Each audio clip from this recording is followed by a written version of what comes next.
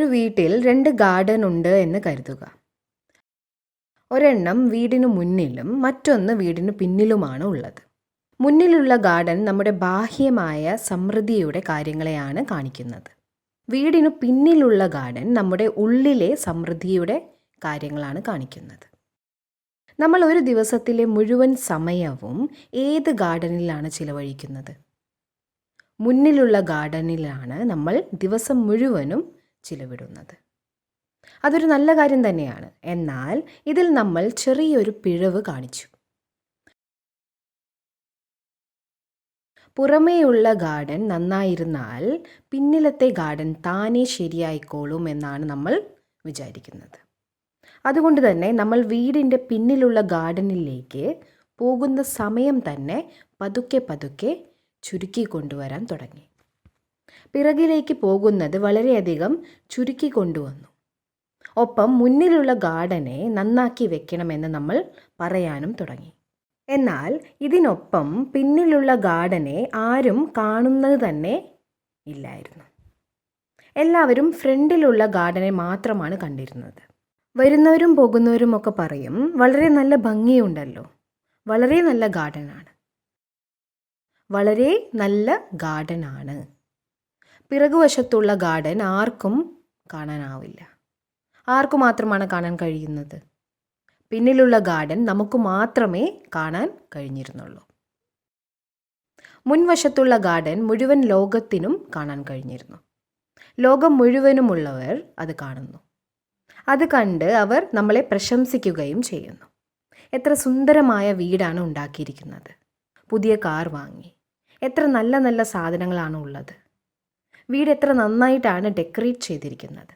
അങ്ങനെ അവർ നമ്മളെ പ്രശംസിച്ചു കൊണ്ടേയിരുന്നു. കൂടാതെ നമുക്ക് ടൗണിലെ ഏറ്റവും പ്രശസ്തനും സഫലത കൈവരിച്ചവനും എന്നൊരു ടൈറ്റിലും തരുന്നു. എന്തെന്നാൽ നമ്മുടെ മുൻവശത്തുള്ള ഗാർഡൻ വളരെ സുന്ദരമാണ്. അപ്പോൾ പിന്നെ നമ്മൾ പിറകുവശത്തെ ഗാർഡനെ ശ്രദ്ധിക്കുന്നത് വീണ്ടും കുറയ്ക്കാൻ തുടങ്ങി. ഇതാരും കാണുന്നില്ലല്ലോ എന്ന് നമ്മൾ താനെ പറയാനും തുടങ്ങി. ഇതിനെ ആരും കാണുന്നില്ല.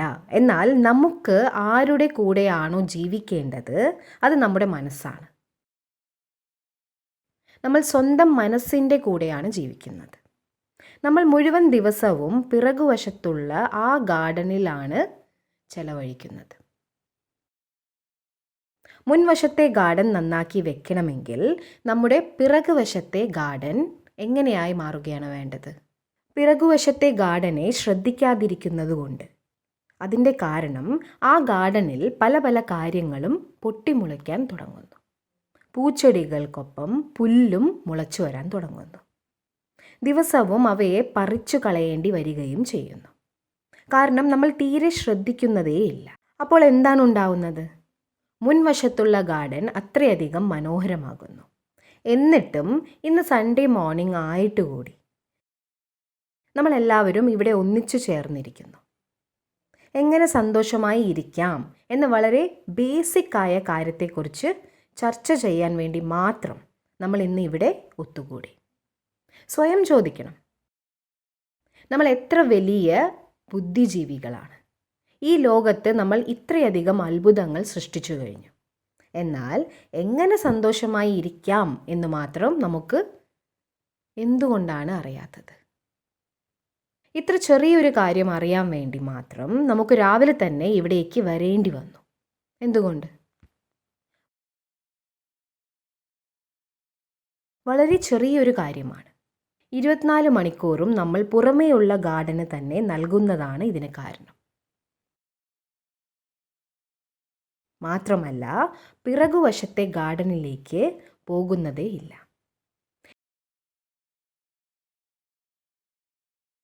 ഈ 2 ഗാർഡൻസും തമ്മിൽ എന്ത് കണക്ഷനാണുള്ളത്? പുറമേ മുൻവശത്തുള്ള ഗാർഡൻ സുന്ദരമായാൽ പിറകുവശത്തെ ഗാർഡൻ സുന്ദരമാകുമോ, അതോ പിറകുവശത്തെ ഗാർഡൻ സുന്ദരമായാൽ പുറമേയുള്ള ഗാർഡൻ ഒന്നുകൂടി മനോഹരമാകുമോ? ഇതിലേതാണ് നടക്കുക? എന്താണ് തോന്നുന്നത്?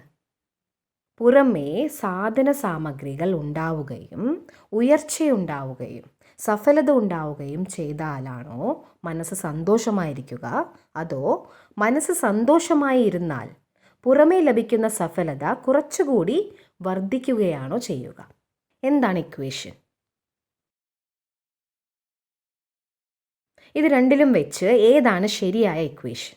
പുറമേയുള്ള കാര്യങ്ങൾ മനസ്സിന് സന്തോഷം നൽകുമോ, അതോ സന്തോഷം നിറഞ്ഞ മനസ്സ് പുറമേയുള്ള കാര്യങ്ങളെ കൂടുതൽ മനോഹരമാക്കുകയാണോ ചെയ്യുക? മുഖം സുന്ദരമായാൽ മനസ്സ് സന്തോഷമായി ഇരിക്കുമോ, അതോ മനസ്സ് സന്തോഷമായി ഇരിക്കുമ്പോൾ മുഖം സുന്ദരമാകുമോ?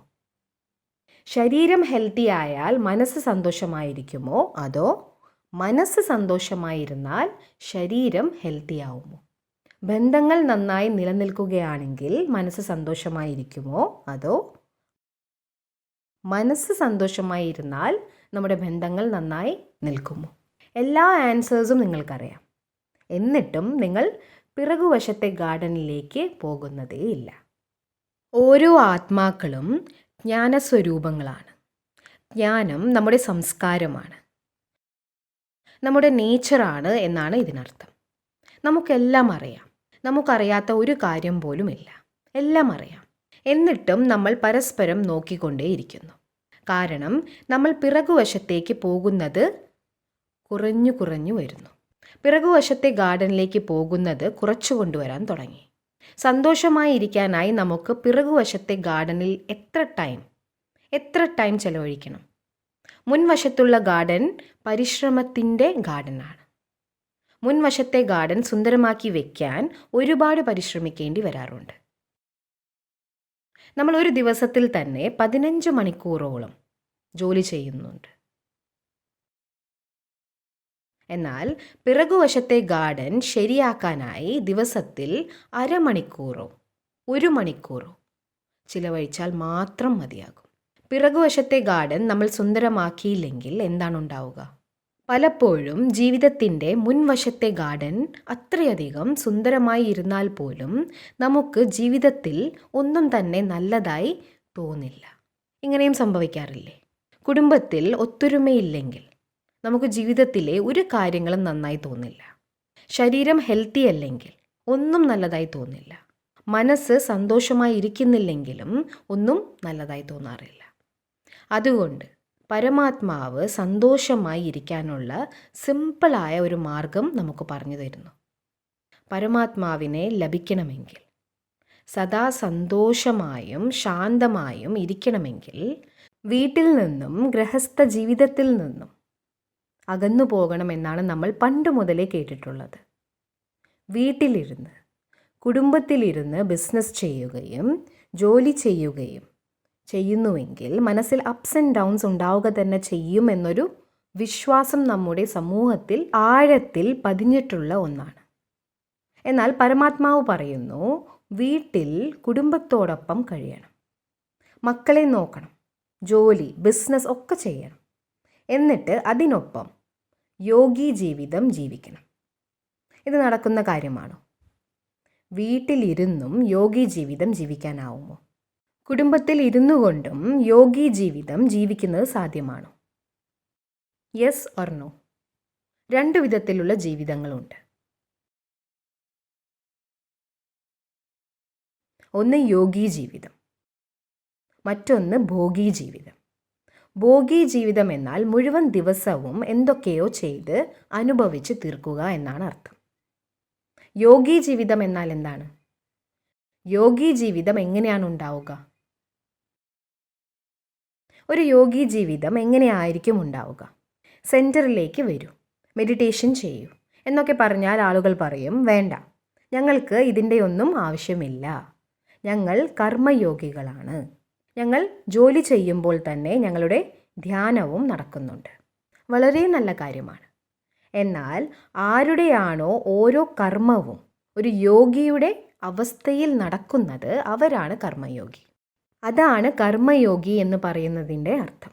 കർമ്മം ചെയ്യുന്നുണ്ട്, ഒപ്പം ടെൻഷൻ ആവുകയും ദേഷ്യപ്പെടുകയും ഈർഷ്യയോടെ ഇരിക്കുകയും ഭയത്തോടെ ഇരിക്കുകയും ചെയ്യുന്നവരെ കർമ്മയോഗി എന്ന് പറയില്ല. കർമ്മയോഗി എന്നാൽ കർമ്മം ചെയ്യുന്നുണ്ട്, എന്നാൽ അത് യോഗി സ്ഥിതിയിലിരുന്ന് ചെയ്യുന്നു. അതാണ് അതിൻ്റെ അർത്ഥം.